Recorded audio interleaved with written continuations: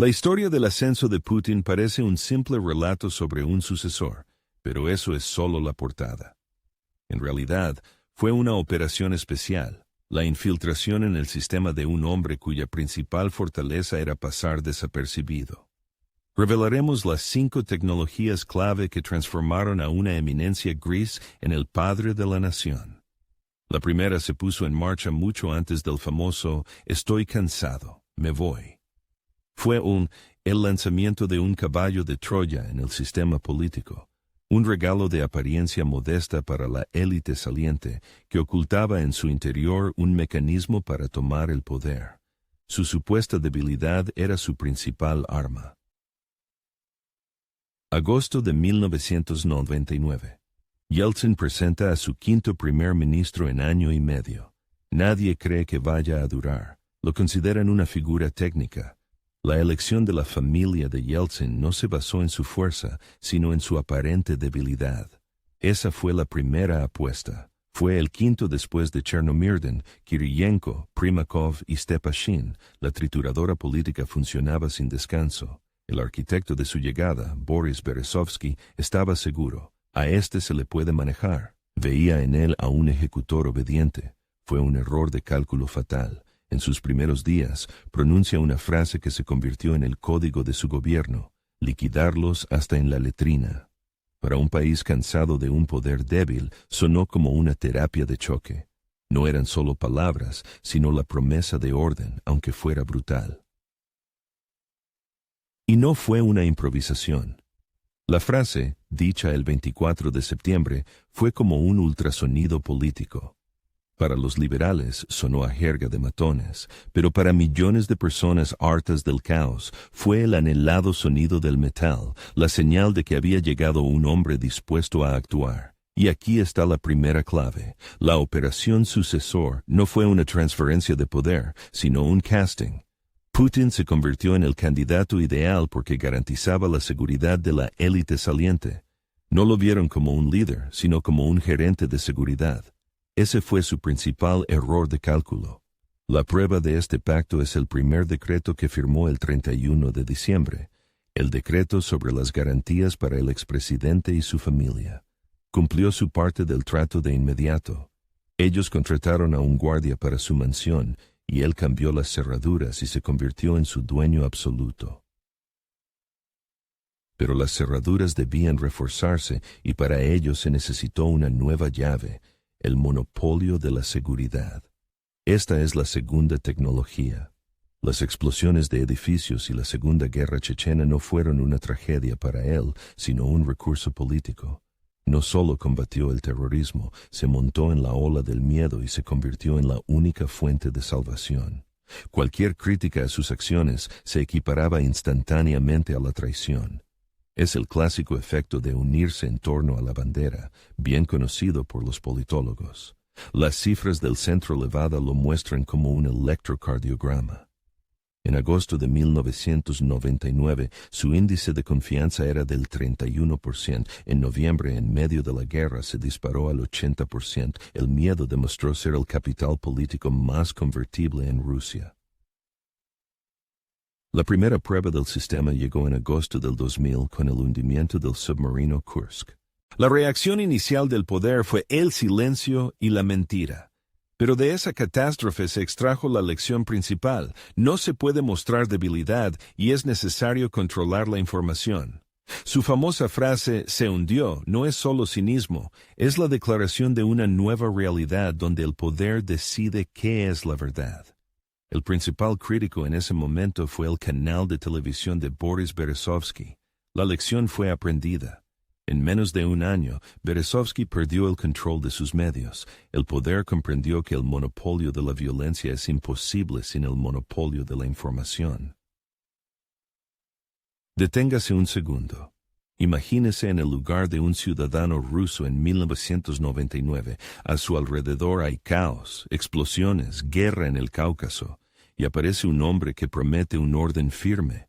La elección es entre la libertad con caos y la seguridad con mano dura. Su respuesta honesta a esta pregunta es la clave para entender todo lo que sucedió después. Es la elección clásica de la pirámide de necesidades de Maslow. El Estado ofreció garantizar el nivel más básico, la seguridad física, a cambio de concesiones en los niveles superiores. Para millones de personas que vivían con miedo, este intercambio pareció completamente racional. La fórmula resultó ser aterradoramente simple. Cuanto mayor es el nivel de amenaza, mayor es el índice de aprobación del líder que promete protección. Es la tecnología de la fortaleza asediada aplicada dentro del país. El miedo se convirtió en el principal recurso político que se puede producir y convertir en poder. Es como un modelo de negocio de venta de seguros. Primero te describen vívidamente todos los riesgos y luego te ofrecen la única póliza que puede salvarte. Un atentado terrorista o una guerra es un enorme depósito en la cuenta del poder que luego gasta en fortalecer sus posiciones. El miedo le ayudó a obtener poder sobre el pueblo, pero en el país quedaban personas más fuertes y ricas que él. Los oligarcas todavía creían que lo habían contratado para un trabajo, y Putin les preparaba una reunión que cambiaría las reglas del juego para siempre. Una conversación que a algunos les costó miles de millones y a otros la libertad. Esa reunión tuvo lugar en el Salón de Catalina del Kremlin. El lugar no fue elegido al azar. Los interiores imperiales debían subrayar quién era el nuevo monarca y quiénes eran simples suplicantes. Julio del año 2000. Putin no pide, impone un ultimátum. Ustedes no se meten en política y el Estado no se mete en sus negocios, creados en los años 90. Más tarde, esto se llamaría con un eufemismo genial, el pacto de equidistancia. En realidad, significaba equisubordinación. En la sala estaban sentados hombres que se consideraban los dueños de Rusia, Jodorkovsky, Gusinsky, Friedman. No fue un debate, fue una declaración sobre el cambio de propietario del país. Mikhail Jodorkovsky, el hombre más rico del país, decidió que la regla no era para él. Comenzó a financiar a la oposición y a hablar públicamente sobre la corrupción. El detonante formal fue su altercado en el Kremlin en febrero de 2003. Jodorkovsky acusó a una empresa estatal de falta de transparencia. La gélida respuesta de Putin sobre los problemas fiscales de la propia Yukos fue un guante arrojado públicamente. Su arresto el 25 de octubre no fue una simple detención, fue una ejecución ritual del macho alfa más fuerte para que los demás se sometieran sin luchar. La señal fue meridianamente clara: ya no hay intocables, pongámonos en su lugar. Ustedes mismos nombraban ministros, poseían canales de televisión que decidían el resultado de las elecciones, consideraban al presidente su gerente a sueldo. Y de repente, este discreto coronel de la KGB dice: el juego ha terminado. Es como si hubieras creado una potente inteligencia artificial para gestionar tu negocio y un día te bloqueara el acceso a tu propia cuenta bancaria para informarte de que ahora él es el director general. Las élites de los 90 crearon un sistema que no pudieron controlar. Su propia creación las devoró. Después del caso Yukos, el mundo empresarial en Rusia aprendió la lección. La lealtad se convirtió en la principal moneda de cambio. Comenzó la construcción de la famosa vertical del poder. Los oligarcas pasaron de ser dueños de la vida a ser custodios de activos leales al Estado. Y el ladrillo fundamental de este muro fue la abolición de las elecciones directas de gobernadores en 2004 con el pretexto de la lucha contra el terrorismo tras la masacre de Beslan. Así, una federación caótica con varones gobernadores independientes se transformó en un imperio rígido y centralizado.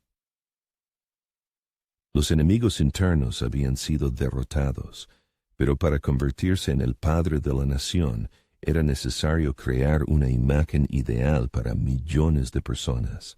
Para ello, el Kremlin puso en marcha un verdadero constructor de imágenes. El principal arquitecto de esta realidad virtual fue Vladislav Surkov. Fue él quien convirtió la política en un espectáculo interminable donde el presidente es el único y principal protagonista. Esta es la tercera tecnología, la acumulación de capital simbólico. El poder no es solo violencia, sino también imágenes, y el equipo del Kremlin comenzó a crearlas a escala industrial. Cada imagen resolvía una tarea específica. El judoka, un estratega que usa la fuerza del oponente en su contra. El piloto o submarinista, un hombre de acción que resuelve problemas. El pescador con el torso desnudo, un símbolo de salud, vitalidad y cercanía a la naturaleza. Es como mejorar un personaje en un videojuego. Sus asesores de imagen aumentaron deliberadamente. Diferentes características. +10 a la fuerza, +10 al carisma, +10 a la inteligencia. El objetivo era crear un avatar ideal y todopoderoso, no una persona real. El vuelo con las grullas, un acto de relaciones públicas aparentemente absurdo, es en realidad una metáfora brillante. El líder de la bandada que guía personalmente al grupo en la dirección correcta. Ya no es un presidente, es un personaje mitológico que está por encima de los problemas cotidianos. Apela al arquetipo profundo del rey sacerdote, que en la antigüedad entendía el lenguaje de los animales y controlaba las fuerzas de la naturaleza. Racionalmente parece ridículo, pero a nivel subconsciente una imagen así funciona sin fallos, creando una sensación de sacralidad del poder. Introduzcamos una escala de credibilidad. El vuelo con las grullas, puesta en escena, 10 de 10, sinceridad, 2 de 10, la conversación con el pueblo en la línea directa.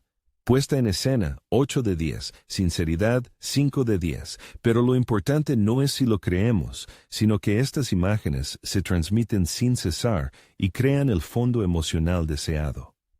El filósofo francés Guy Debord lo llamó la sociedad del espectáculo, un lugar donde la imagen es más importante que la realidad. La política del Kremlin es un ejemplo de manual, donde la imagen mediática sustituye por completo al proceso político. No vemos política, sino una serie interminable sobre ella.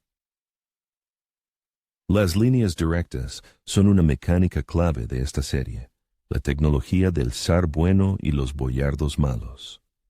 El presidente resuelve personalmente los problemas de la gente, repara un tejado en un pueblo, instala gas en una aldea. Esto crea la imagen del único defensor que se preocupa por el pueblo, mientras que los funcionarios locales son corruptos e ineficaces. Toda la negatividad se dirige hacia ellos, todo lo positivo se asocia con una sola persona. Es una herencia directa de la tradición zarista de las peticiones, donde una persona común podía escribir una queja directamente al zar, eludiendo la burocracia local. La línea directa, que recibe entre 2 y 3 millones de llamadas, es una versión moderna y tecnológica de ese mismo sistema que refuerza el mito del árbitro supremo y justo. La imagen del líder fuerte dentro del país estaba creada, pero para un control total se necesitaba un enemigo externo. La siguiente tecnología se dirigió a convencer a todo el país de que vivían en una fortaleza asediada y que esa fortaleza solo tenía un defensor. El punto de inflexión, tras el cual el Kremlin se convenció definitivamente de la hostilidad de Occidente, fueron las revoluciones de colores, especialmente la Revolución Naranja en Ucrania en 2004. El temor a que Occidente preparara un escenario similar para Rusia se convirtió en el principal combustible para una nueva etapa. Esta es la cuarta tecnología. La gestión del resentimiento.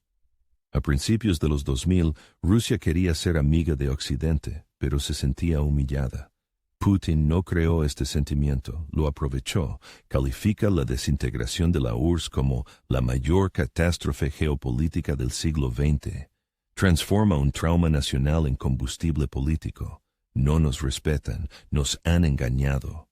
Este resentimiento se alimentó de eventos concretos, la expansión de la OTAN hacia el este, que en Moscú se percibió como una traición, y los bombardeos de Yugoslavia, que demostraron que la opinión de Rusia podía ser ignorada. El punto de no retorno fue el discurso de Múnich del 10 de febrero de 2007. No fue un diálogo, fue un ultimátum. Putin acusó abiertamente a Estados Unidos de construir un mundo unipolar. Para Occidente, sonó como una declaración de una nueva guerra fría. Para Rusia, como una declaración de independencia, fue una performance política. En una educada recepción diplomática, uno de los invitados de repente volcó la mesa. La señal era clara. Ya no jugamos según sus reglas. El país se está poniendo en pie, y este proceso tiene un autor concreto. Cada conflicto externo se convirtió en una inyección para su popularidad interna. La guerra en Georgia en 2008 y especialmente Crimea en 2014. Dentro del país no se presentó como una agresión, sino como la restauración de la justicia histórica. La popularidad de Putin se disparó a un récord del 86%. Cualquiera que estuviera en contra se convertía automáticamente en un enemigo. Fue en su discurso sobre Crimea, el 18 de marzo, cuando introdujo el término traidores a la nación, una referencia directa a la retórica estalinista. La tecnología de la fortaleza asediada alcanzó su máxima eficacia. Ahora miremos la Crimea de 2014 desde la perspectiva de un europeo medio. Ve una anexión y una violación del derecho internacional. El ruso medio ve un triunfo y la recuperación de la grandeza perdida. Es como la famosa ilusión óptica del pato conejo. Ambas partes observan el mismo evento, pero debido a contextos y propaganda diferentes, ven imágenes completamente distintas, y cada parte sinceramente no entiende cómo es posible ver otra cosa. El puente entre estas dos realidades fue quemado. Así, él es el único salvador, el domador de oligarcas, un héroe mítico y el defensor contra el enemigo externo. Quedaba un último paso, convertir el poder temporal en permanente, hacer que la sola idea de su partida pareciera una catástrofe. Para ello, se aplicó una tecnología conocida como ingeniería constitucional, el arte de reescribir la ley fundamental del país para adaptarla a las tareas políticas del momento, manteniendo una apariencia de legitimidad. Esta es la quinta y última tecnología, la insustituibilidad institucional. Para el año 2020, todo el sistema político no estaba construido en torno a una ideología, sino en torno a una sola persona. Se convirtió en el árbitro supremo entre clanes, el garante de la estabilidad. Su marcha no significaría un simple cambio de líder, sino el colapso de toda la estructura. El lema, si no es Putin, ¿quién?, pasó de ser propaganda a un problema real creado por el propio poder. No era solo parte del sistema, se convirtió en su estructura de soporte. La culminación fueron las enmiendas a la Constitución de 2020. Formalmente, era un paquete sobre garantías sociales, patriotismo y Dios. Pero toda la esencia residía en una línea que ponía a cero sus mandatos presidenciales anteriores. Era la consolidación jurídica del derecho a permanecer en el poder de forma prácticamente vitalicia. El padre de la nación no puede jubilarse. La genialidad de la jugada estuvo en quien lo propuso. La enmienda fue presentada no por el gobierno, sino por Valentina Tereshkova, la primera mujer en el espacio, una leyenda viva. El uso de tal autoridad moral debía consagrar y legitimar una decisión jurídicamente cuestionable. La puesta a cero envió una señal clara a las élites y a la sociedad: no esperen cambios. El horizonte de planificación se desplazó décadas hacia adelante, y en ese futuro solo había una constante. Esto aniquila la competencia política y crea una sensación de falta de alternativas. Es como un largo viaje en coche con el mismo conductor. Al principio, prestas atención a la carretera, luego te relajas, y después de 20 años ya no miras el mapa ni piensas en otras rutas, simplemente aceptas como un hecho que esa persona te llevará para siempre. Hemos analizado las 5 tecnologías clave, pero la pregunta principal persiste. ¿Fue desde el principio una estrategia brillante y premeditada o una serie de improvisaciones afortunadas en respuesta a los desafíos del momento? ¿Qué fue en mayor medida? un Bismarck que desde el principio tenía un plan claro para unificar tierras y construir un imperio, o un Napoleón, un táctico genial que utilizó magistralmente el caos para su ascenso? La respuesta se encuentra en el propio protocolo. Si reducimos estas 5 tecnologías a un manual, obtenemos el libro de jugadas universal del autócrata. Paso 1. Aprovecha una crisis para ofrecerte como salvador. Paso 2. Establece el monopolio de la fuerza, el dinero y la verdad. Paso 3. Crea un mito que apele al subconsciente, no a la lógica. Paso 4. Designa un enemigo externo para unir a la nación. Paso 5. Reescribe las reglas para hacer tu poder eterno. No hay nada nuevo en esto. Es la sombra de Octavio Augusto que conservó. Las instituciones de la República, pero se convirtió en el primer emperador de Roma. La verdad es que no fue un gran maestro de ajedrez que calculaba la partida con 20 movimientos de antelación. Más bien, fue un brillante jugador de póker. No sabía qué carta vendría después, pero jugó cada mano de manera magistral, subiendo las apuestas. Entonces, ¿qué fue en mayor medida? ¿Un arquitecto que construyó el sistema según un plano preestablecido o un surfista que atrapó genialmente la ola de la historia y se mantuvo sobre ella? Escriba en los comentarios una sola palabra que refleje su posición, arquitecto o surfista. Veamos cuál predomina.